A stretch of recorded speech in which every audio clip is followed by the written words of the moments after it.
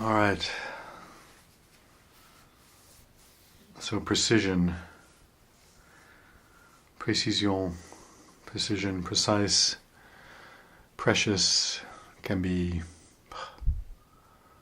I think of precision maybe both as a value in terms of metrical, rhythmic editing. I can certainly understand precision as an aspiration, as an aesthetic quality to try to retain if precision is part of that rhythmic concept.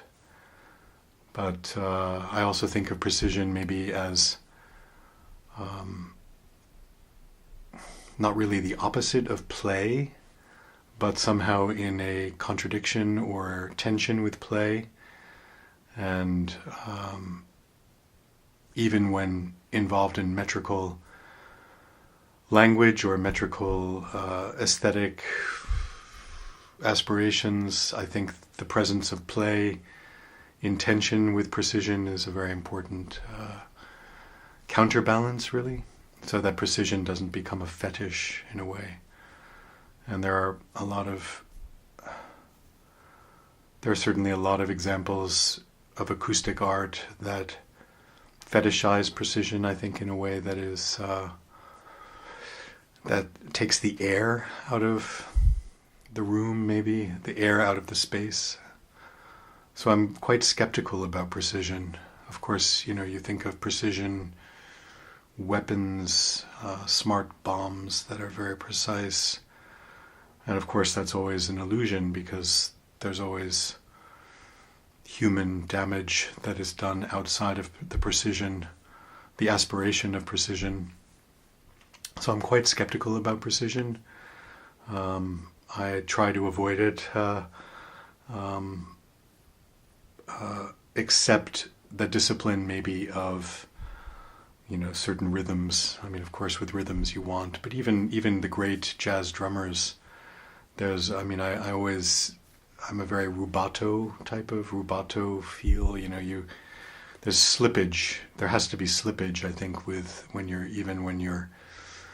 if you're keeping in a precise rhythm, you want to have a little bit of play and that rubato feel to it. So, for example, if you're using a record skip, a record skip, a record skip, a record skip, a record skip, there can be also mutation within the precision. So, I'm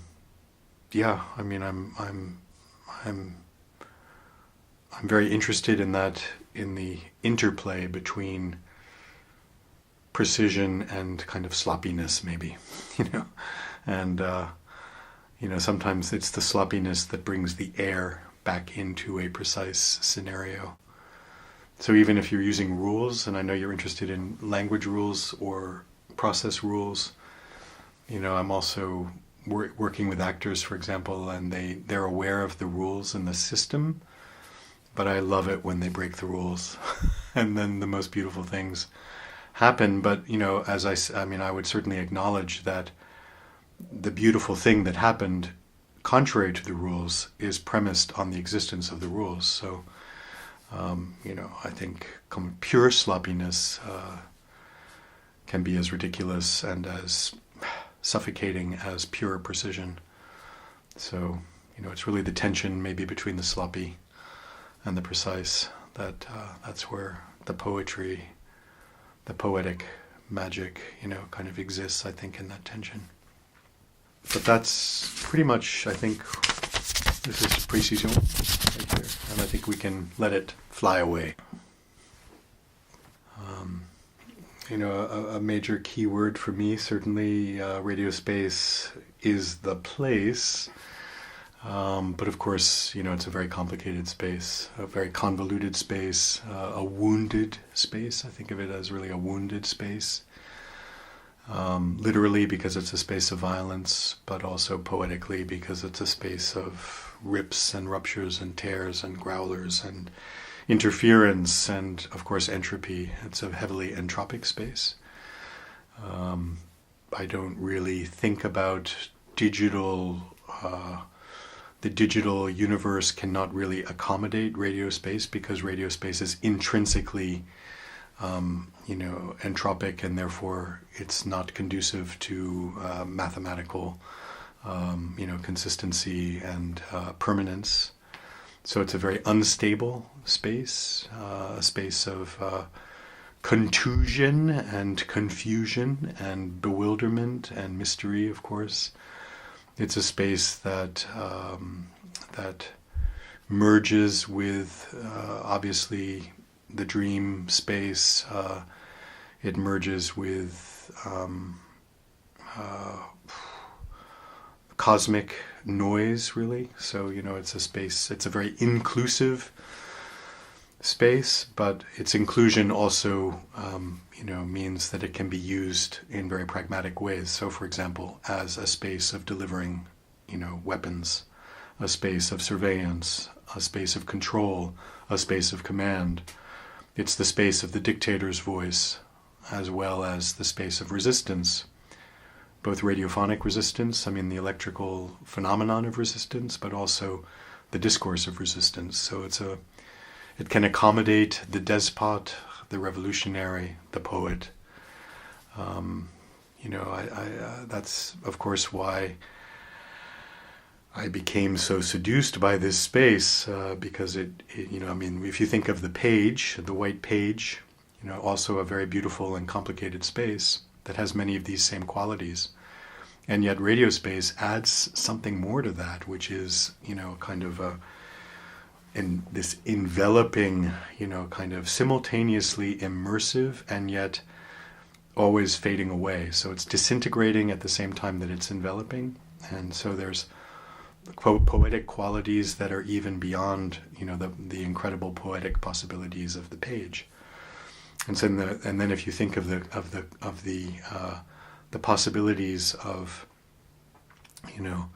somehow thinking about the relationship between the space of the page and the space of radio space, then it really gets very complicated, because then you have the complications that are internal to each medium, and then you combine them, and then, there's incredible possibilities that I know you're, quite interested in. And I think,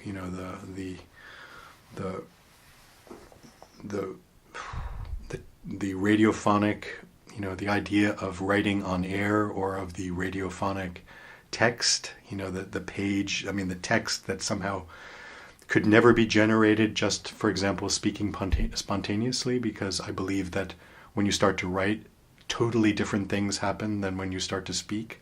I absolutely follow Derrida with that, and yet I also believe, in Walter Ong, when he talks about this kind of secondary orality that we all have, that is based on literacy and yet also distinct from literacy. So, yeah, radio space, a space of eros, a space of kind of seduction, of invitation, a space of navigation, a space of discovery, but also a space of thanatos, the space of death, a space that's full of literally dead, bodies, dead signal that's, that's fragmented, that's decayed to such an extent that you can no longer, it's like compost, it's like a disintegrating, it's like disintegrated flesh. So I'm always aware of radio space as a space of death, as well as a space of possibility and invention. And a lot of the invention is using the compost. So, the disintegration becomes a whole category of material. And my really, when I started to think about radio space, it was really in my college years going to Sun Ra, and he was this space man, a man from space, a voice from space, and his music is so radiophonic because it's very entropic, and there's a lot of interference. So, for example, in a typical Sun Ra piece, there's multiple soloists, and they're all on their own. They're all doing totally their own thing. There's no attempt to reconcile those voices a lot of the times. And so there's this kind of interference, and there's also this entropy. So in Sun Ra choruses, his idea of a chorus was the choruses would repeat, but every time they'd repeat, they'd also be like falling apart.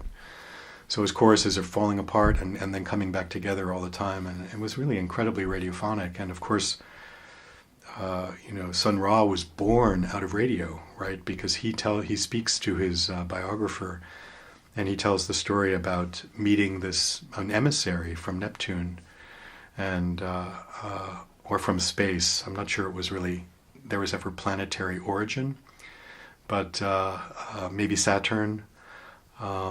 But anyway, this emissary was basically a radiophonic head. It had two antennas for ears and also antennas for eyes. And Sun Ra's he's very detailed about his description. He met this emissary, so it's like meeting this pure radiophonic head, and then suddenly he's Sun Ra. He's no longer Herman Blount. He was born Herman Blount, and then he meets this emissary, completely by accident. He didn't have an appointment. It was an accidental crossing with this emissary from outer space. And then the next minute, he's Sun Ra. And Herman Blount is gone. His whole musical style completely changed. So I always think of that as he got a head injury. It was like a head trauma that created this new identity, this new subjectivity that we call Sun Ra. So it's a subjectivity that is born out of contact with radio, and therefore his music is very radiophonic. And I would go all the time to these concerts. Some of them were free concerts in Germantown Park, but the home base for the orchestra, the Sun Ra Orchestra, was in Germantown also, which is a neighborhood of Philadelphia. And very often after the free concert, everyone would go back to the orchestra house, and there'd be these kind of wild improvisations. And as a white kid, to be immersed in this otherworldly otherworldly music had a huge impact on me, definitely. And I started messing around in college with radios and with cassette recorders, going between the radio and the cassette recorders, and then, in a sense, creating my own little radio station. And I had a few friends that were interested in electronic improvisation, and so we started exploring this space, always with radio on our mind. Radio space. A beautiful space, a dangerous space, a space that will call you, a space that will repel you, a space that will make you into somebody else, I think. You can disappear into it and then emerge out of it with a significantly changed subjective consciousness. I think it has that power. And radio space is the place. Radio space. Okay, we'll cut into words. Words and cuts. Very deep questions about, this raises questions of language philosophy, really. Whether the word is a kind of cut, I think, also in spoken language, but also in written language. The pencil on the page that creates the written word is a kind of savage gesture in a way. I mean, it can be, it's an act of violence and also a kind of caress. So the word also, the cut word, it can be an opening into the word, but it can also maybe be a destruction of the word. It can be a kind of obliteration, a form of erasure or negation, really. So these are, I think the relationship between the cut and the word gets to a lot of really fundamental questions of the nature of language. whether, and if we move to spoken language, whether all spoken language is a kind of attack in a way on silence, on the silent presence of each other, right? So I think whenever we begin to speak with each other, we risk violating the perfection of the fact that nothing is being said. And I think a lot about silence, so, and aware that every word is a interruption of that silence. So we create a moment of, we cut the silence, certainly every time we, begin to dialogue. And yet, of course, obviously, there's the possibility of, within that dialogue, of more intimacy, a revelation. So the cut can also release something, can open something into the space. So, of course, I've cut my own voice, which in the 80s, all those cut up early tech sound pieces where I was quite aware that I was cutting, it was of course it's a metaphor, but it's also a reality when you're working with analog tape. You're cutting your own throat in a way, and it's a powerful metaphor to think about when you're editing. And of course digital editing is so distressing in a way because it covers all the violence up, but and I think that violence, the violence of what we do in the studio needs to be, we need to be at least conscious of it.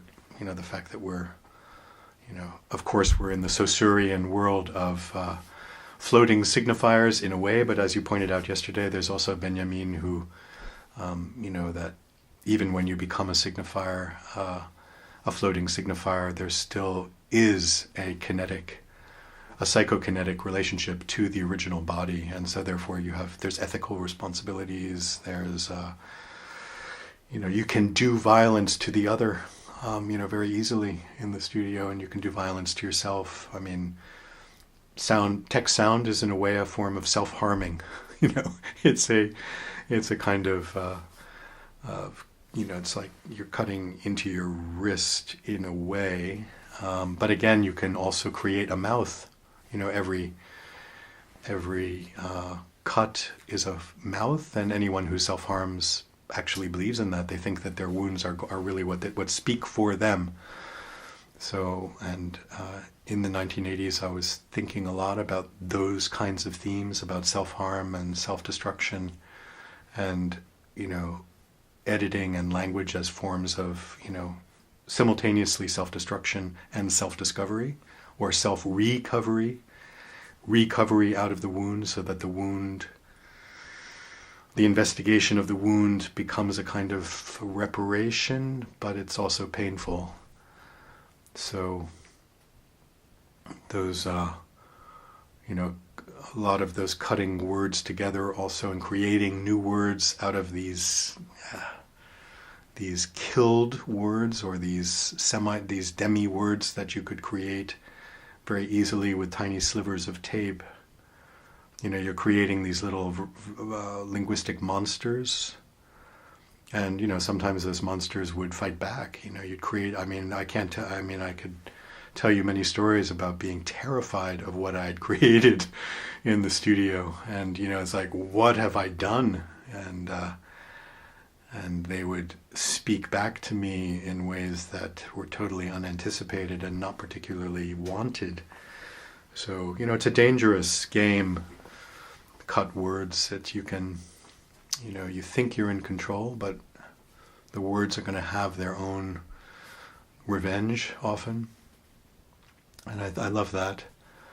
I love the cyclical nature of that. So, you take the risk of creating these composite language monsters. You think maybe it's a language game, and then it turns into a language monster, and then, the monster can either dance for you or devour you. I love, Canetti he talks about the mouth as the original prison, as the prototype of all prisons. And it's a very intriguing and puzzling idea, isn't it? Because, like, what do you mean, Kennedy, by that? What do you mean the mouth is the prototype of all prisons? And, and he goes on to say that you can, things that go into your mouth will not leave your mouth unchanged. So, there's this notion also of language, everyone's chewed the same words, everyone's chewed over the same words, and so we share this chewed stuff that we then try to converse with, and but everyone chews differently. You were chewing yesterday, and everyone has a different way of chewing. So of course, my chewed word is going to be different than your chewed word, and it's of course, Burroughs, the viral aspect also, that, when you cut, you open the word to a viral infection, or it can become infected. Every wound is open to infection, both bacterial infection and also potentially viral infection. And, of course, Burroughs, with his cut-up works, was very aware of the viral nature. So there's that. Incarceration, but I think it is important to remember that every word is, in a sense, a kind of self-contained, unit of incarceration of both idea and sound, because if you speak the word, then you're releasing the sound that was imprisoned in that word. So there's a kind of liberation within phonic, the phonic release. But you can get it wrong. You can totally get it wrong. And how many times do we hear speakers that, when they use certain words and we just know that they did not get those words right, and the words sound fake and they don't, and so we begin to, go to sleep, or we walk out of the room because they're not doing justice to those words. And there are so many poets, of course, that don't do justice to the words that they use. And so it's a dangerous, it's a difficult thing. One of my favorite poets, Robinson Jeffers, a great American poet, who's almost unknown now because, we can't cope with truly powerful poets. Emily Dickinson, another, that would savor words and do them justice. She was so economical with words and out of respect, and of course, now I'm talking all over the place. So perhaps not doing justice, maybe doing justice to the sloppiness of language, but the cut, the wound, also with language in radiophonic space, it becomes a kind of woundscape, so like a landscape and a woundscape. So radio as a kind of as an imaginary landscape of wounds, of wounded language and wounded speech, so wounded voices, wounded subjectivities. Cut into words. Yeah.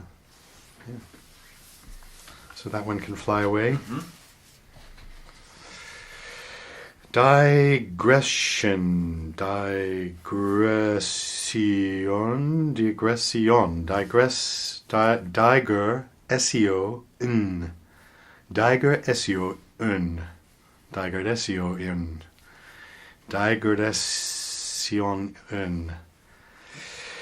Yeah, digression. Well, of course, I'm a great digressor, and live radio is the essence of digression, right?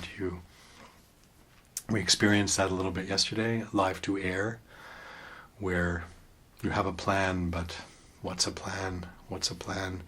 You have a map, but when you're in the ocean is ultimately going to have more of an effect on you than the map, right? So digression to me is related to navigation, in the sense that the digression is often motivated to things that happen in the course of an idea or in the course of a process where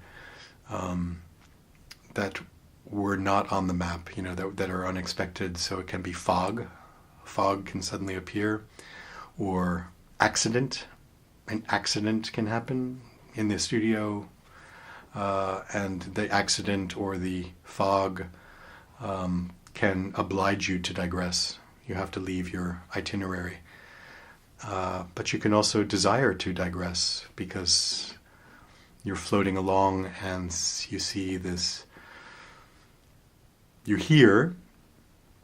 Maybe you're floating in the fog and you hear a buoy, and it's boo boo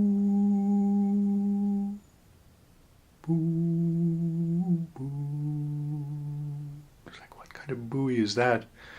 And so you think, I want to digress and have a closer listen to the buoy. So you go over there.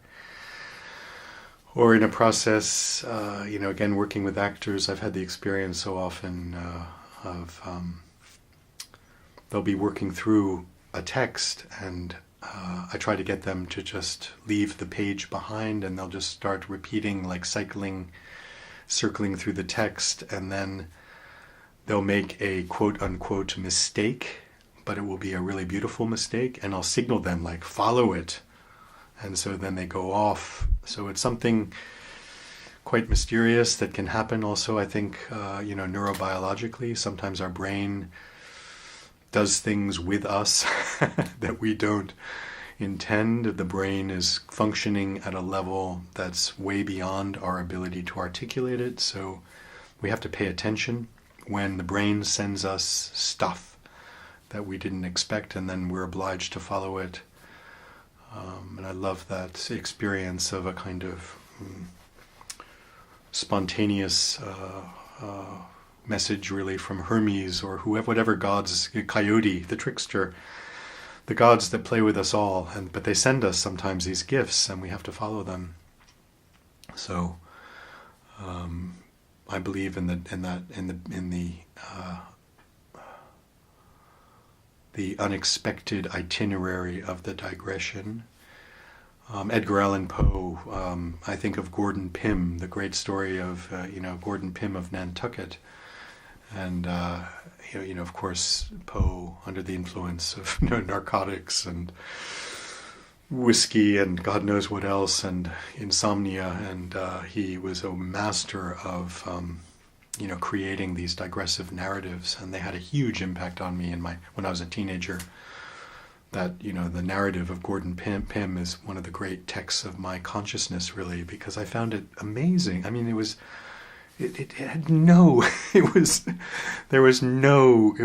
such a beautiful kind of.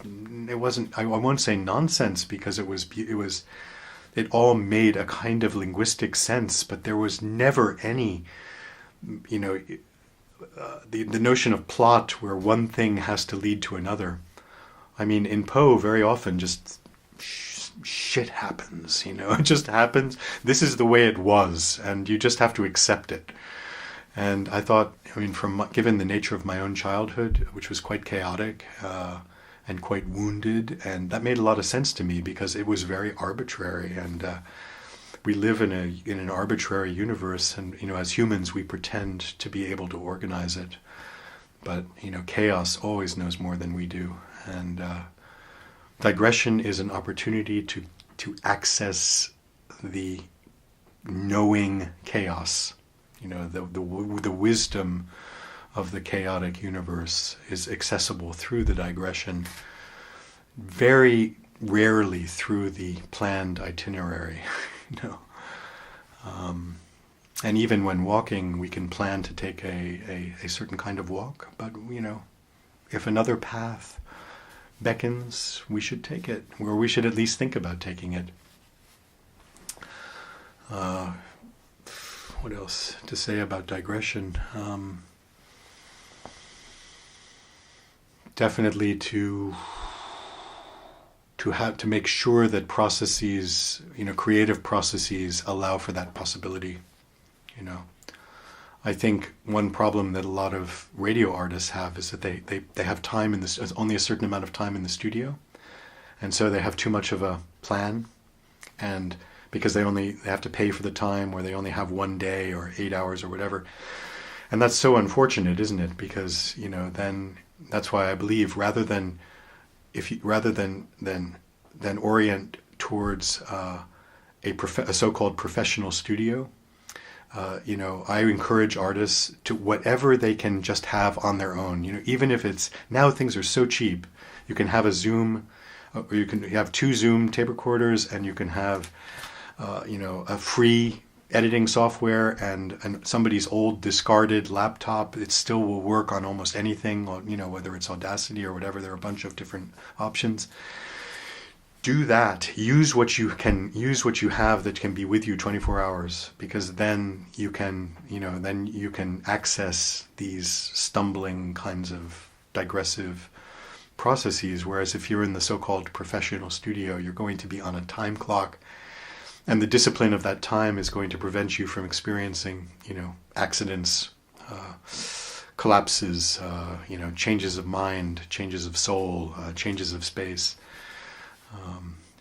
In jazz, you always, one of jazz musicians always say, the truth is in the changes.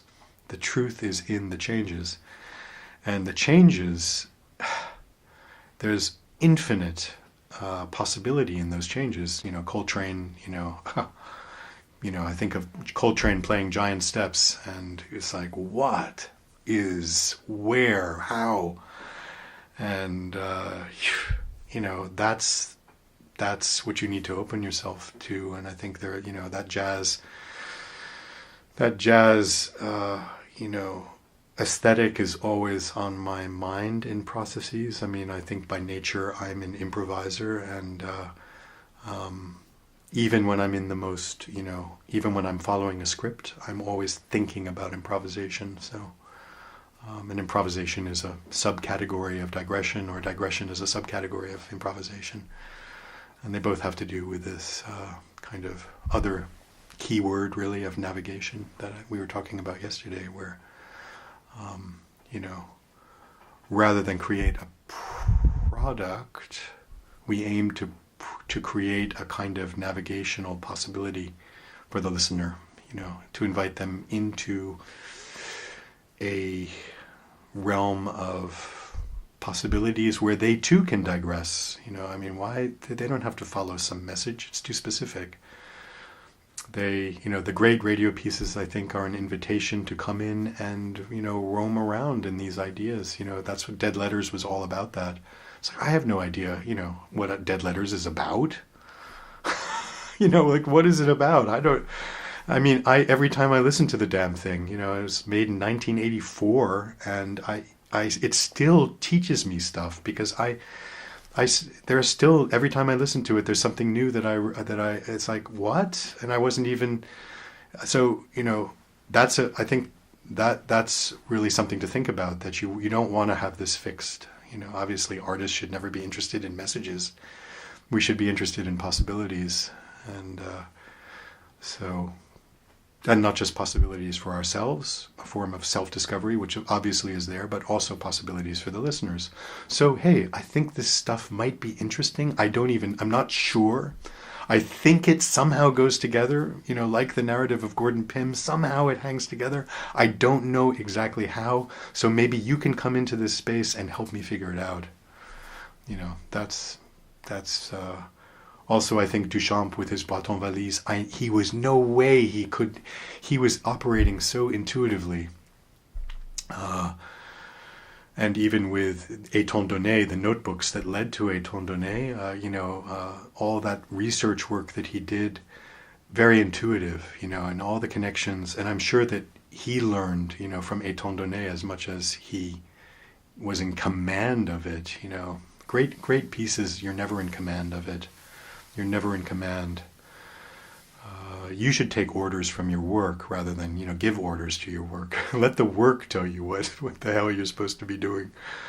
And, very often that's how I work. I'll start with a sound very often, and then listen. And the sound will create an idea. Rather than try to impose an idea on a sound. And the same in conversation. I'm really interested in conversations that that force me to reorient, to change my position. So yeah, all of that is in digression, so we can let it fly away. Aesthetics and ergonomics. Aesthetics and ergonomics. Ergonomics. Ergonomics. Ergonomics, the direct etymology. What would be a responsible etymology for ergonomics?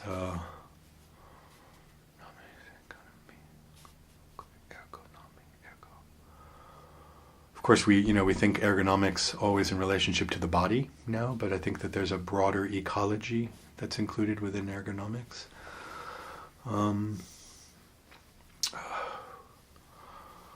And aesthetics, the aesthetics of I certainly think of kinesis and the relationship between the body and the space. So, and the positioning of the body, maybe, as I sit in what is supposed to be an ergonomic studio chair, and yet not really. And very often I like to get up and move. And so, for example, Shake, Rattle, and Roll. There's that scene in Shake, Rattle, and Roll where I'm literally running around the microphone. And a lot of people do get the humor. There is a joke buried in there because it's not a wireless mic. There were no wireless mics, or there were, but I couldn't afford them. So, and you can hear me jumping over the wire. So, that was an experiment in a way of the ergonomics or the aesthetics of a kinetic ergonomics that escaped the typical posture of the radio artist, which is sitting in a chair in front of a computer, and I can't stand that. Of course, at the time it was sitting at tape recorders. So I would always move around in my studio. Of course, I'd edit standing up, but I would also, I'd really be very kinetic in my editing style. And I miss the kinesis of the analog studio because I think that, in the digital studio, everything is so hunched. It's like the shoulders are, and keyboards, everything is very antithetical to an ergonomics of creating a poetic space that is, that is more expansive and more inclusive somehow. So to fight against that, I really encourage, young artists to make sure they move somehow, even if it's just changing your relationship to the microphone. You can move around and you can, it's just get some kinesis into it, and don't fall, don't become a victim of the anti-ergonomics of digital production where you are just like this,